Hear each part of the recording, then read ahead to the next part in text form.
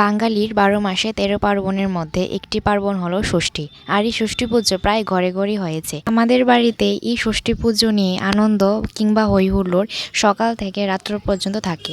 শুধু এদিন বললে ভুল হবে, আগের দিন থেকেই আমরা ঠিক ২ দিন আগের থেকেই আমরা সমস্ত জোগাড় পুজোর জন্য সমস্ত কিছু যা যা দরকার হয় জিনিসপত্র, ফুল, বেলপাতা এগুলো সবগুলো কিন্তু জোগাড় করি। শুধুমাত্র বাড়িতে নয়, এখানে কিন্তু ষষ্ঠী সেরে আমি যাই আগরতলায় মামা বাড়িতে আবার ষষ্ঠী খেতে।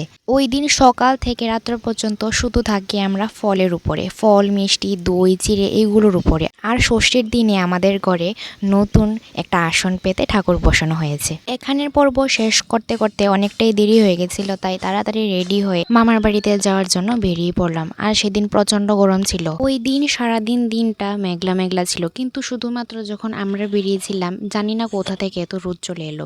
তো যাই হোক, এখানে ষষ্ঠীর পর্ব শেষ করে বিকেলে খাওয়া দাওয়া করে ওরা এসেছিল আমাদের বাড়িতে। সকাল থেকে দুপুর, দুপুর থেকে বিকেল, বিকেল থেকে সন্ধ্যা হয়ে গেছিল, কিন্তু ওর চোখে এক ফোঁটাও ঘুম ছিল না।